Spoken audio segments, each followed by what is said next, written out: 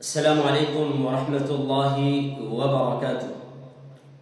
ناظرین کرام، سامعین حضرات، آج ہمارا عنوان ہے کہ کن چیزوں کے ذریعے نکاح ٹوٹ جاتا ہے اور کن چیزوں کے ذریعے نکاح نہیں ٹوٹتا۔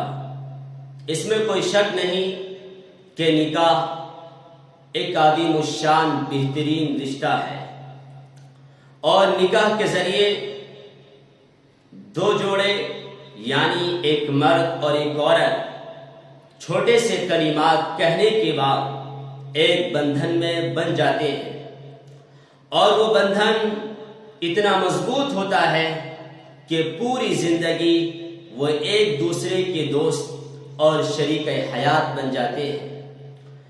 دونوں کو چاہیے کہ اس رشتے کو زیادہ سے زیادہ مضبوط کریں۔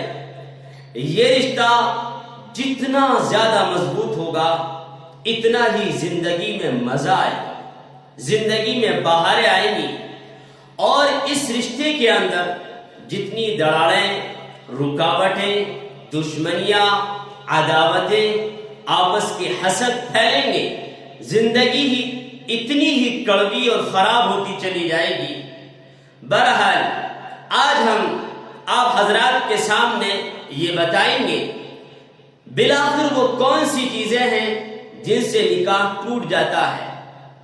پہلی چیز تو طلاق ہے، اور یہ مشہور ہے، عموماً لوگ اس کو جانتے ہیں کہ طلاق سے نکاح ٹوٹ جاتا ہے، لیکن طلاق کتنی مرتبہ دی جائے، ایک بار یا دو یا تین، یہ ایک لمبا موضوع ہے۔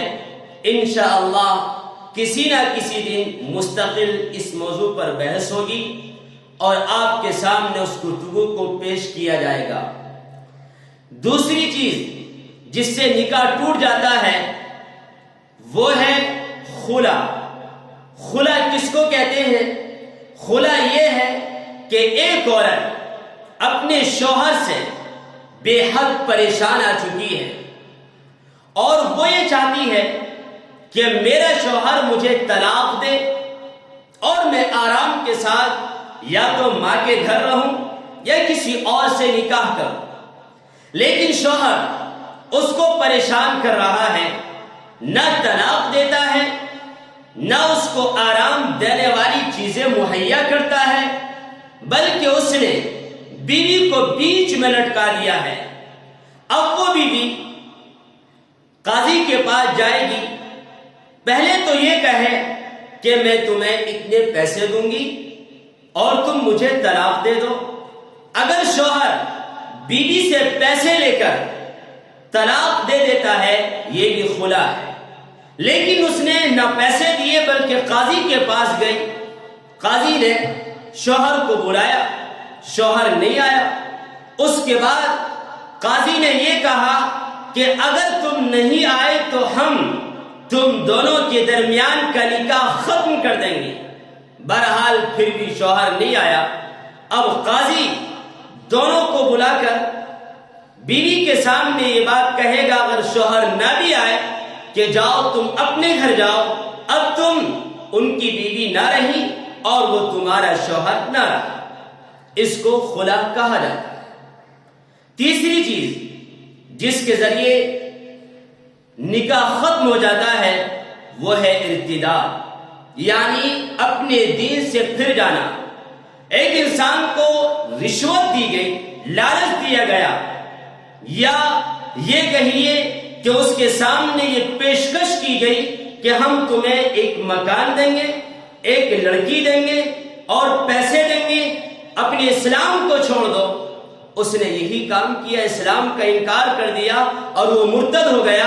اب اس کی پہلی والی بیوی سے جو نکاح تھا وہ ختم ہو جائے گا۔ ارتداد کی وجہ سے بھی نکاح ختم ہو جاتا ہے۔ اور جہاں تک تعلق اس بات کا ہے کہ وہ کون سی چیزیں ہیں جن کے ذریعے نکاح نہیں ٹوٹتا، حالانکہ لوگ سمجھتے ہیں کہ ان کے ذریعے نکاح ٹوٹ جاتا ہے۔ پہلی چیز تو یہ ہے، معاشرے میں یہ بات مشہور و معروف ہے کہ اگر کوئی اپنی بیوی سے یہ کہے بیٹا، یا یہ کہے اوہ میری ماں تو نے یہ کیوں کیا، تو اس طرح کے جملے سے نکاح ٹوٹ جاتا ہے۔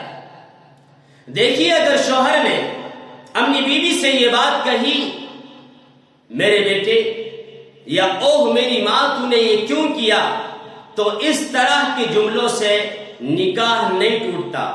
ہاں اگر وہ یہ کہتا اپنی بیوی سے کہ تم میرے لیے میری ماں کی طرح ہو، بالقصد یعنی پورے ارادے کے ساتھ، تو ظاہر بات اس کو زہار کہا جاتا ہے اور پھر اس کے ذریعے نکاح ختم ہو جاتا ہے۔ لیکن اس نے اس طرح کے جملے نہیں کہے اور اس کا تذکرہ قرآن کریم کے 28ویں پارے کے شروع میں موجود ہے۔ دوسری چیز، بعض حضرات سالیوں سے پردہ نہیں کرتے، یعنی سالیہ گھر میں آ جائے تو یہ سمجھتے ہیں کہ سالی کا کوئی پردہ نہیں، وہ تو میری بیوی کی بہن ہے۔ حالانکہ شریعت نے سالی کو بہنوئی کے لیے اسی طرح قرار دیا ہے جیسے کہ ایک اجنبی عورت، جیسا اجنبی عورت سے پردہ اسی طرح سالی سے بھی پردہ ہے۔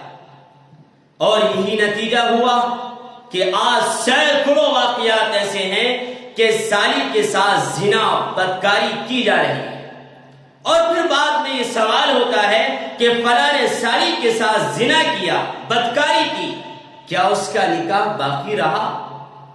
دیکھیے، سالی کے ساتھ زنا کرنے سے یا بدکاری کرنے سے نکاح پر تو کوئی اثر نہیں پڑے گا، نکاح باقی رہے گا، لیکن یہ خود ایک گندا، گھناؤنا، قبیح، شنیع، برا عمل ہے، حیوانیت والا کام ہے۔ جانور اس طرح کے کام کرتے، اس لیے انسان کو اس طرح کے کام سے باز آنا چاہیے۔ اور اگر انسان پھر بھی اس طرح کا کام کر رہا ہے اور وہ سوچتا ہے میرا کیا بگڑ جائے گا، تو وہ یاد رکھے اللہ کے نبی کا فرمان ہے کہ زنا کے دوران ایمان انسان کے دل سے نکل کر الگ چلا جاتا ہے۔ اسی حال میں اگر انسان کو موت آئے تو کفر پر آئے، اس لیے انسان کو زنا اور زنا کی دوائی اور زنا کی دعوت دینے والی چیزوں سے بچنا چاہیے۔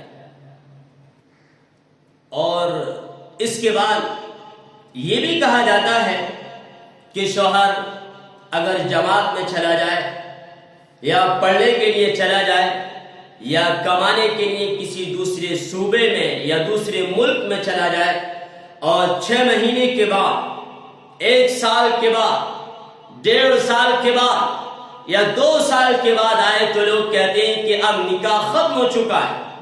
اگر وہ 3 سال کے بعد بھی آئے گا تو نکاح باقی رہے گا، لیکن انسان کا یہ عمل غیر مناسب، بہتر نہیں ہے، بلکہ انسان کو زیادہ دنوں تک اپنی بیوی کو نہیں چھوڑنا چاہیے۔ اسی کے ساتھ ساتھ بعض حضرات یہ بھی کہتے ہیں کہ اگر شوہر اور بیوی ایک دوسرے کا جھوٹا پی لے تو نکاح ٹوٹ جاتا ہے۔ یہ بھی ایک عجیب بات ہے۔ اگر شوہر بیوی کا جھوٹا پی لے یا بیوی شوہر کا جھوٹا پی لے تو اس سے نکاح پر کوئی اثر نہیں پڑتا، بلکہ نکاح باقی رہتا ہے اور ایک اچھا عمل ہے۔ نبی اکرم صلی اللہ علیہ وسلم کے بارے میں آتا ہے، آپ کی بیوی حضرت عائشہ صدیقہ رضی اللہ تعالی عنہ پیالے میں جس جگہ سے منہ لگا کر پانی یا دودھ پیا کرتی تھی، آپ بھی محبت میں اسی جگہ سے منہ لگا کر پانی پیا کرتے تھے۔ لیکن یہ بات اپنی اولاد کے سامنے نہیں ہونی چاہیے، پردے کے ساتھ ہو، محبت کا اظہار، ویسے ہمدردی، غم گساری، خیال رکھنا سب کے سامنے ہو، لیکن وہ محبتیں جس سے دوسرے انسان کو شرم آئے اس کے لیے تھوڑا پردہ کر لینا چاہیے۔ بہرحال یہ خلاصہ تھا۔ بعض حضرات نے کافی دنوں سے واٹس ایپ کے ذریعے مجھے یہ سوال بھیجے تھے کہ لوگوں میں یہ مشہور ہے کہ اس کے ذریعے نکاح ٹوٹ جائے گا، اس کے ذریعے نکاح ٹوٹ جائے گا، اس کے ذریعے نکاح ٹوٹ جائے گا۔ آپ یہ بتائیں کن سے نکاح ٹوٹتا ہے اور کن سے نکاح نہیں ٹوٹتا؟ آج کا موضوع یہی تھا۔ اللہ عمل کی توفیق نصیب فرمائے۔ والسلام علیکم ورحمۃ اللہ وبرکاتہ۔